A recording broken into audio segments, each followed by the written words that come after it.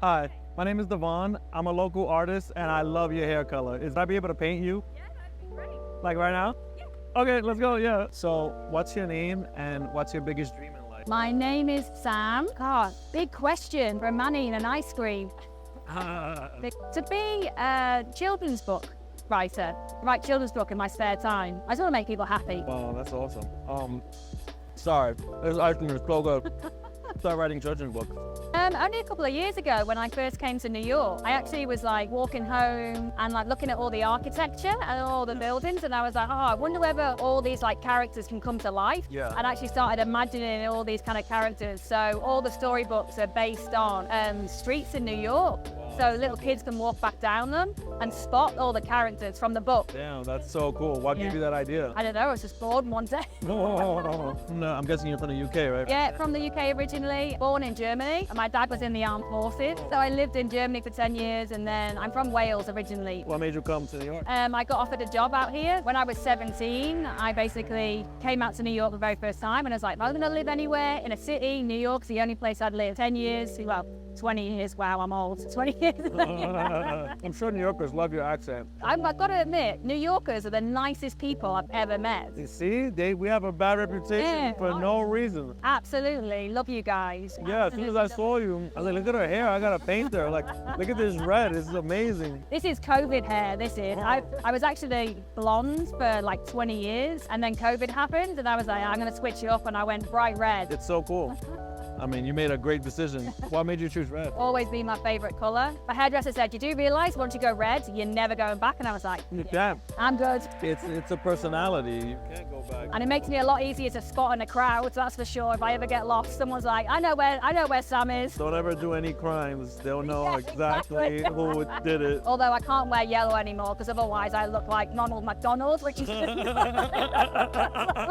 am. Well, Halloween, what's funny is that I've actually been photographed for the New York Times. Damn. I was dressed as a devil. Everybody's like, oh my God, did you do your hair especially for Halloween? And I'm like, no, this is my real me. Like, you think this is a costume? Yeah, exactly. I know. As always. And then last year I had another wig on. And everyone goes, is that your real hair? And I was like, no. And I lifted the wig off and she's like, ah.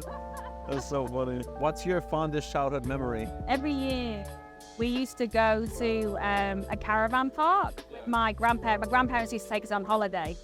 And we always used to go down there together and we'd play on the arcade machines and put money in there and just spend time at the beach with my family. But they were the fondest memories.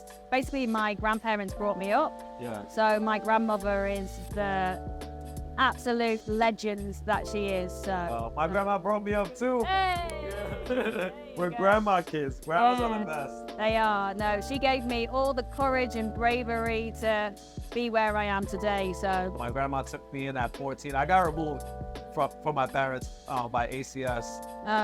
Yeah, and then my grandma took over and she made me into the artist I am. You know, it wasn't like safe where I was at before and I had a space to make art. She was buying me brushes. Yeah. I remember I used to feel so bad because she used to take me to Blick and the brushes were so expensive. I used to be like, Grandma, like, are you sure? Like, I feel bad. And she used to be like, I saved up for this. You have to make your art. Of course I'm sure. I think the bill came out to like $200. It's so much for us. Wow. Anyway, shout out to my grandma. No, I lived on my own since I was 15. Yeah, so it was a long time on my own. And my grandma was always there, you know, like looking out for us. And she was like, you can do whatever you want to do, just as long as you work hard, pay your bills. And I was so shy and so nervous about the world. She basically just said, you can do whatever you want to do, and gave me the courage. And then when I was 23, I moved out to the Middle East. I actually moved Middle East on my own to a little island called Bahrain. So it's right next to Saudi Arabia. And I remember coming home for the very first time. I had not seen her for a year.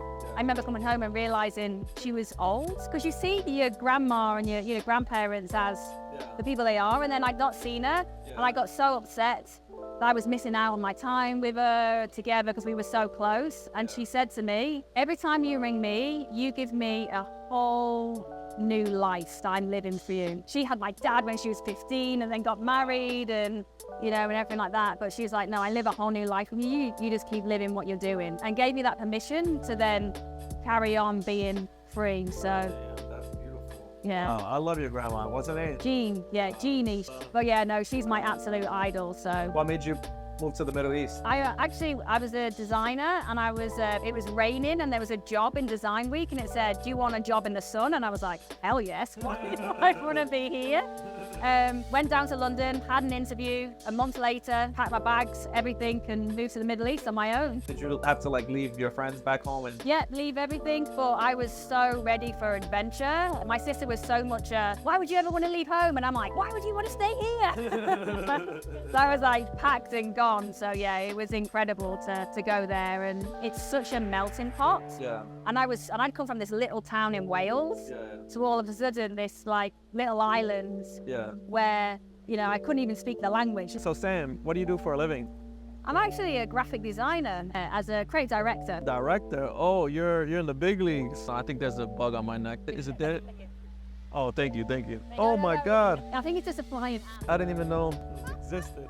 Yeah, so and the agency I work with illustrators and designers and everything. awesome. So yeah, it's really inspiring place to be. And you can't have hair this color and not be in. How long have you been there?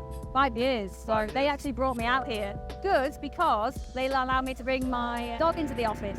Oh, you have a dog? I have. His name is Huey the Sausage.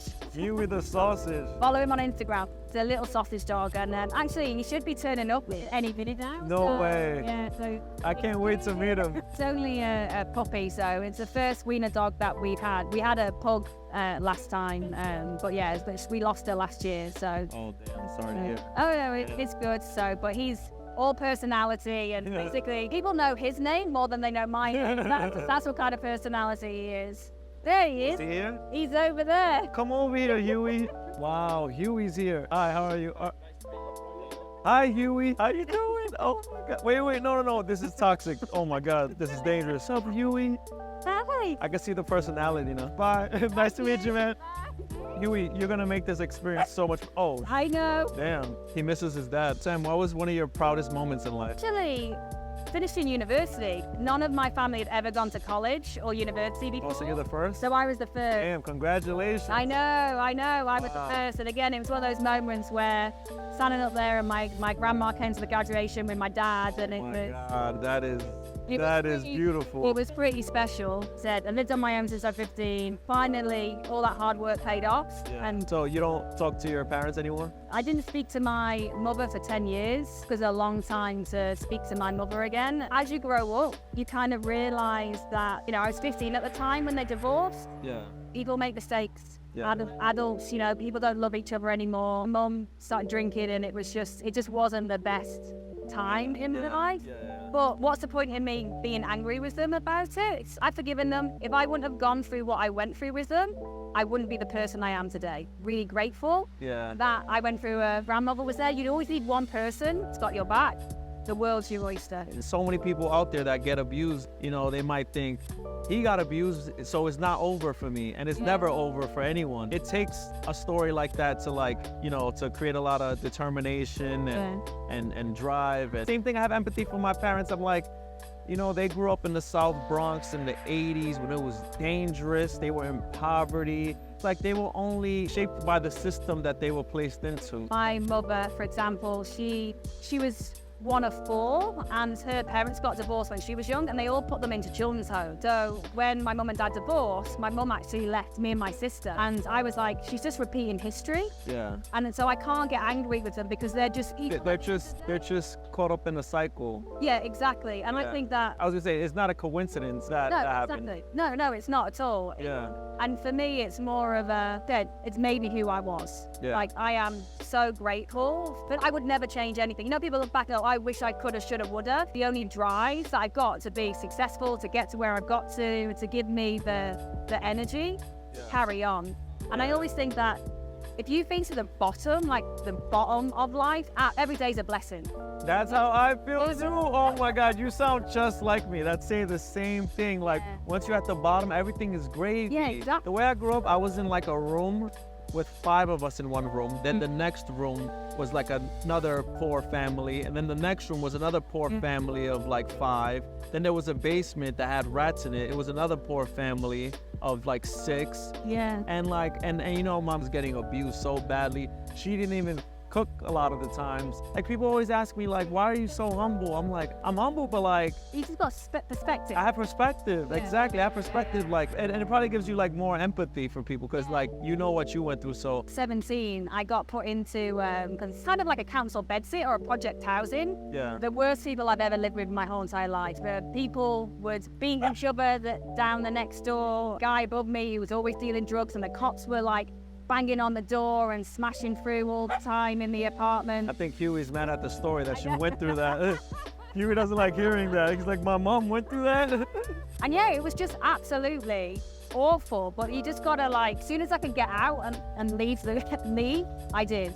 Damn, you got like a villain story that made you so determined to become this person. That's amazing. You know, people get angry at this littlest and I'm like, really? Is that what you get? Exactly. Like, that's how you know you're privileged, because Yeah. we're like the same person. It's crazy. But it's, you know, and that's why I always say to everyone, no matter how bad your day gets or your week gets, turn it around and it'll be for the best. Yep. Sam, thank you so much for sharing your life with me. This is my interpretation of your life. Oh my God. I told you the hair was beautiful. I was inspired as soon as I saw you. Thank you so much. Thank you. That was so fun. Wait, let me say hi to Huey. Can I carry him? My boy Huey. Meet Huey. Huey is the best dog. Huey.